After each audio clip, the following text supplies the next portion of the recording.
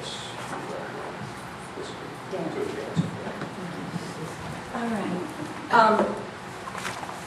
Since I have paper to pass out, you'll soon know I am not the green person in the group. Everybody else, no, we'll just have it available online. But yeah, I've got paper. What Bob is gonna give you is a copy of the budget language that creates the Housing Trust Fund. We're gonna talk about that so that everybody will have fresh in your mind exactly what the trust fund says and what it doesn't say. And then we'll go into some issue questions that I want to hear from you all on. And the other thing is a survey, and that's probably giving it greater dignity than it deserves. It's basically a copy of the questions that we're going to talk about today. What I have found is a lot of times your best ideas do not come like at the moment that I ask you the question. They'll come, tomorrow when you're in the shower or you're driving home after work, and you say, no, this would have been a good idea.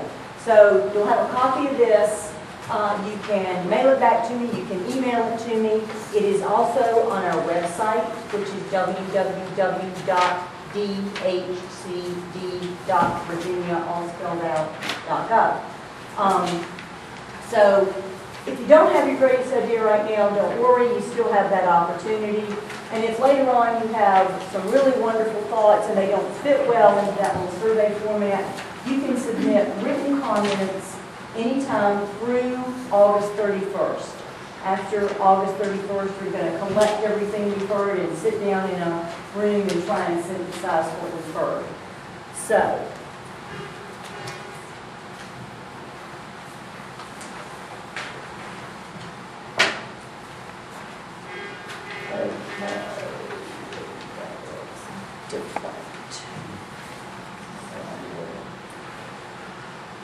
okay. One of the most important things to remember about the trust fund is that it is created through budget language. And it is included in the Department of Housing and Community Development's budget, and it is item 108G. And so that is all there is to say about the Housing Trust Fund. It's a one-time allocation. It is created through budget language. It is not included in state code. And just to kind of remind you, we will get that money effective July 1st, 2014. The budget language specifies that DHCD and DHDA are to collectively administer the trust fund.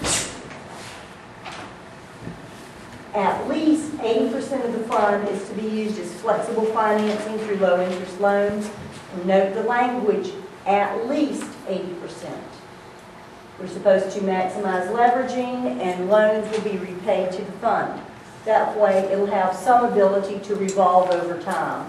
Now, looking at other trust fund, other funding, revolving loan funds that we've done before, that revolve is pretty slow. It doesn't add up much very quickly.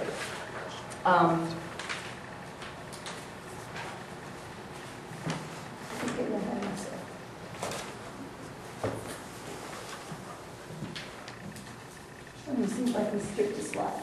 But eligible uses for the 80% that's supposed to go to loans are affordable rental housing. It can be new construction, rehabilitation, acquisition, down payment and closing cost assistance, and short, medium, and long-term loans to reduce the cost of home ownership and rental housing.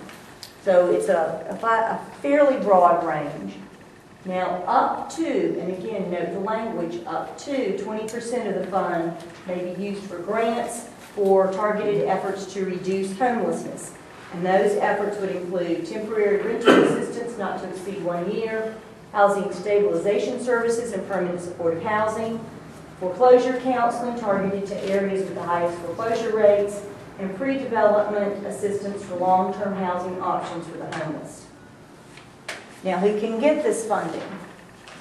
Eligible recipients are localities, local government housing authorities, regional or statewide housing organizations that provide assistance to low and moderate income citizens in Virginia, and limited liability companies created for the purpose of owning and operating affordable housing.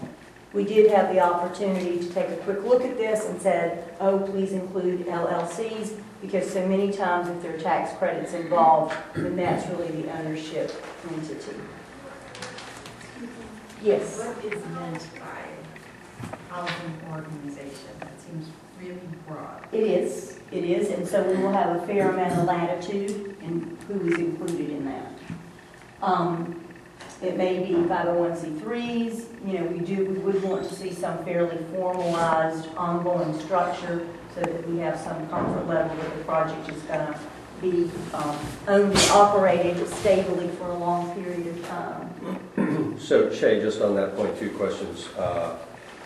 It says state and regional or statewide. I assume the intent is not to exclude local. The language says regional or statewide. That's what the budget language says. And again, I think we have some latitude in how we define that. Like a housing authority typically is chartered to serve one locality. It can serve outside under special circumstances, but housing authorities are covered separately. So we're going to try and give the definitions as much latitude as we think we can, but that is the exact wording from the budget language. But your feeling about it is, say, a nonprofit that just serves a relatively small area. Mm-hmm. They are likely going to qualify for this. I would think so. And then second question is, does this include a housing organization include a for-profit developer? It could potentially, I think. Okay. LLCs are not typically nonprofits. So I think the real focus is provide assistance to low and moderate income persons in Virginia.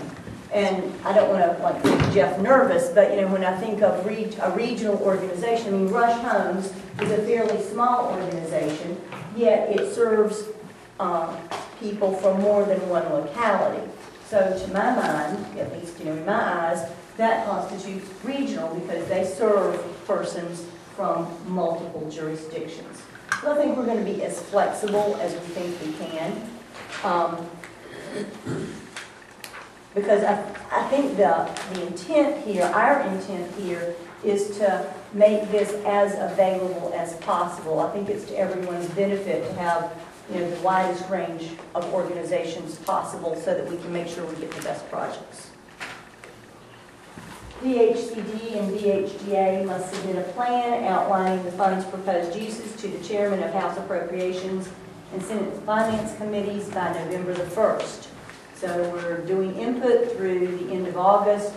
We'll take September to kind of digest and synthesize and start drafting. And then hopefully in October we'll have a plan to send to the Secretary of Commerce and Trade and then to the Governor's Office for review.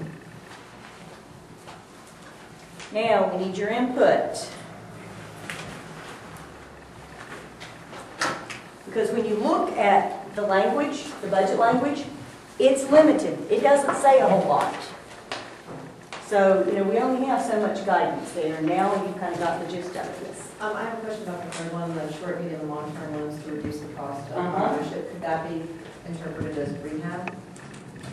Owner-occupied rehab, possibly? Affordable rental housing. Oh, you're talking about homeowner rehab? Potentially. And we'll ask you, one of the things I'm going to ask you is what do you think should be included? Okay. So if you think homeowner rehab should be included, then just let me know.